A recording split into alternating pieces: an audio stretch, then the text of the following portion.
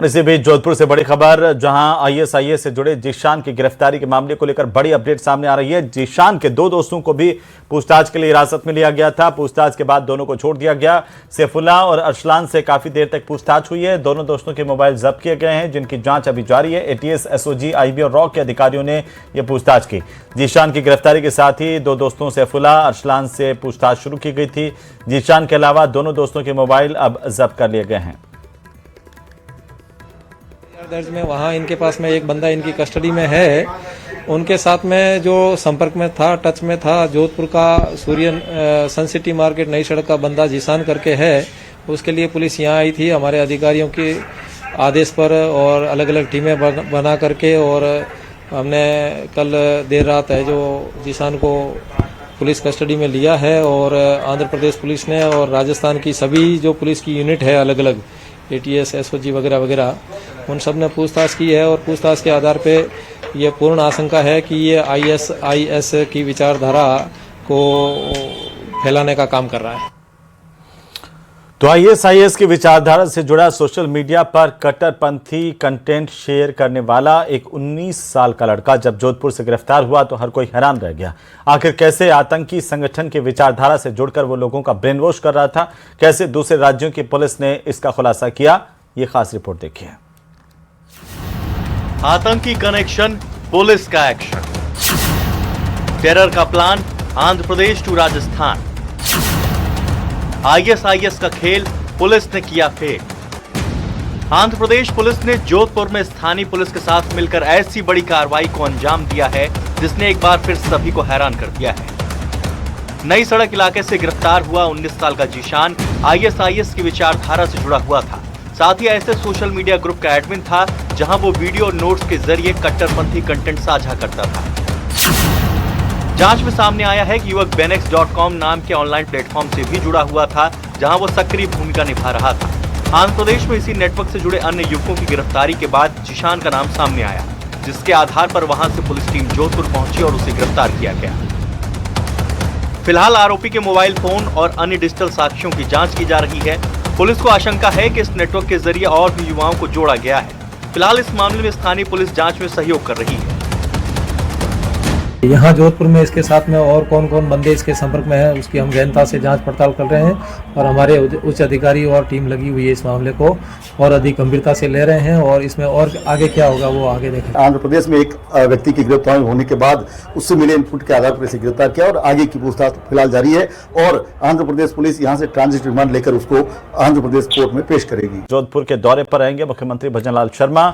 सुबह 10:45 पर जोधपुर पहुंचने का कार्यक्रम है सीएम का। यहां पर राजाराम महाराज की समाधि पर दर्शन करेंगे मुख्यमंत्री भजनलाल शर्मा। दर्शन कर जन्मोत्सव कार्यक्रम में भी सीएम शामिल होंगे। रामनवमी शोभा यात्रा में भी सीएम भजनलाल शर्मा शिरकत करेंगे। बड़ी खबर है इस वक्त की, मुख्यमंत्री के प्रस्तावित दौरे को लेकर के ये बड़ी जानकारी सामने आ रही है। कल जोधपुर के दौरे पर सीएम भजनलाल शर्मा, जहां मुख्यमंत्री भजनलाल शर्मा कल सुबह 10:45 पर जोधपुर पहुंचेंगे। उनके प्रस्तावित कार्यक्रम और उनके कार्यक्रम को लेकर के तमाम तैयारियां पूरी कर ली गई हैं। यहां पर मुख्यमंत्री भजनलाल शर्मा राजाराम महाराज की समाधि पर दर्शन करेंगे और दर्शन कर जन्मोत्सव कार्यक्रम में शामिल होंगे। सीएम श्री राजाराम महाराज की समाधि पर दर्शन करने के लिए जाएंगे। उसके बाद वे शोभा यात्रा में शिरकत करेंगे। ये बड़ी खबर इस वक्त की। तो वहीं सीएम भजनलाल शर्मा का दिल्ली का दौरा कई अहम मुलाकातों और विकास संबंधी चर्चाओं के लिए काफी महत्वपूर्ण रहा। इसमें केंद्र सरकार के शीर्ष नेताओं के साथ राज्य के बुनियादी ढांचे, ऊर्जा और कनेक्टिविटी को लेकर के विस्तृत बातचीत की गई है। मुख्यमंत्री भजनलाल शर्मा ने ओम बिरला से मुलाकात की। राज्य के समग्र विकास और केंद्र राज्य की योजनाओं के प्रभावी क्रियान्वयन को लेकर के चर्चा की है। इसके बाद उन्होंने सीएम की तरफ से कई और अहम मुलाकातें की गई, जिसमें मनोहर लाल, केंद्रीय मंत्री राम मोहन नायडू से भी सीएम ने मुलाकात की। प्रदेश के विकास संबंधी मुद्दों को लेकर विस्तार से चर्चा की है। ये दौरा राजस्थान के इंफ्रास्ट्रक्चर, शहरी विकास, ऊर्जा और एयर कनेक्टिविटी को और ज्यादा मजबूत करने की दिशा में एक महत्वपूर्ण कदम माना जा रहा है। खासकर RRTS और नए एयरपोर्ट प्रोजेक्ट्स राज्य की अर्थव्यवस्था और पर्यटन को गति दे सकते हैं। मुख्यमंत्री का बेहद ही महत्वपूर्ण दौरा रहा दिल्ली का, जहां पर मुख्यमंत्री भजनलाल शर्मा की मुलाकात कई अहम नेताओं के साथ भी हुई है। केंद्र राज्य की योजनाओं के प्रभावी क्रियान्वयन को लेकर के और राजस्थान के विकास को और ज्यादा बेहतर गति से पंख लगाने को लेकर के सीएम भजनलाल शर्मा की इन मुलाकातों के मायने देखे जा रहे हैं।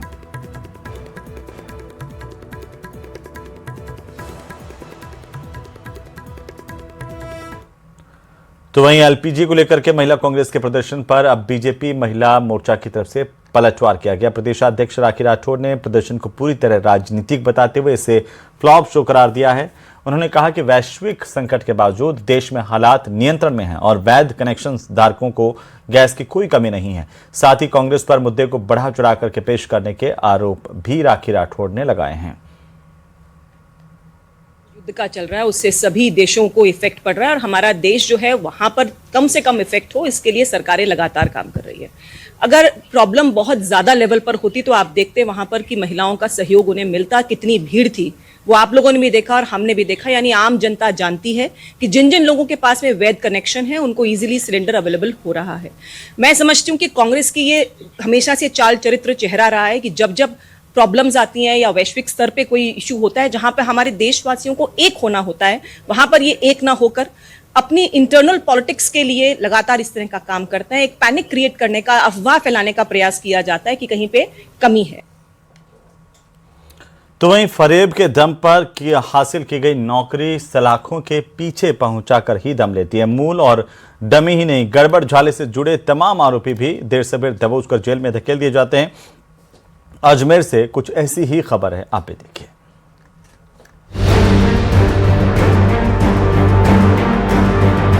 नरवेश सरपोटा को कल जो एसपी साहब अजमेर द्वारा स्पेशल गठित टीम द्वारा जो लाके पेश किया, इसको गिरफ्तार किया और उस पर 5,000 रुपए का इनाम भी था। आरपीएससी की परीक्षाओं में डमी अभ्यर्थी बैठाने के मामले में फरार चल रहे 2 आरोपियों को अजमेर की जिला स्पेशल टीम ने गिरफ्तार कर लिया है। इनमें पहला आरोपी है नरवेश चरपोटा, वरिष्ठ शारीरिक शिक्षा अध्यापक प्रतियोगी परीक्षा 2022 में डमी कैंडिडेट था। पहचान छिपाकर जयपुर, जोधपुर, बाड़मेर, बांसवाड़ा, उदयपुर और डूंगरपुर सहित कई जगह फरारी काट चुका था। उस पर 28 अक्टूबर 2025 को 5,000 का इनाम घोषित किया गया था। बांसवाड़ा के एमजी अस्पताल चौराहे से दबोच कर पुलिस अजमेर लाई है। जबकि दूसरा आरोपी है Gopal Salvi, senior teacher exam में बना था डमी कैंडिडेट, खेरवाड़ा के आसपास फरारी काट रहा था। खेरवाड़ा से पुलिस ने गिरफ्तार किया। नरवेश और गोपाल पर 5-5 हजार रुपए का इनाम था। मुकदमा नंबर 28/24 जो कि सेकेंड ग्रेड अध्यापक प्रतियोगी परीक्षा 2022 के संबंध में था। उसमें भी 4 अभ्यर्थियों द्वारा अपने स्थान पर डमी अभ्यर्थी बैठा के परीक्षा पास की थी, जिसमें एक अभ्यर्थी उसका रमेश चंद्र भील निवासी खेरवाड़ा का था। उसने भी अपने स्थान पर एक मध्यस्थ के मार्ग पर डमी अभ्यर्थी बैठाया था। पुलिस के मुताबिक आरपीएससी की वरिष्ठ अध्यापक परीक्षा 2022 की सामाजिक विज्ञान की परीक्षा में डमी अभ्यर्थी बैठाकर परीक्षा पास कराने का मामला दर्ज हुआ था, जिसमें पुलिस 4 आरोपियों को पहले ही गिरफ्तार कर चुकी है। इन दोनों से अब गहनता से पूछताछ की जा रही है। उनसे यह भी पूछा जा रहा है कि वह किनके संपर्क में थे और उन्होंने कितने पैसे लेकर यह काम किया है। ऐसे में अब अजमेर की स्पेशल पुलिस इस मामले में पूछताछ में जुटी है और गहनता से पड़ताल के बाद हो सकता है कि इस मामले में और भी कोई गिरफ्तारी की जा सके। इस मामले में मूल अभ्यर्थी के साथ ही डमी कैंडिडेट के सहित 8 आरोपियों को पहले ही गिरफ्तार किया जा चुका है। इस मामले को लेकर गहनता से पूछताछ जारी है। कैमरा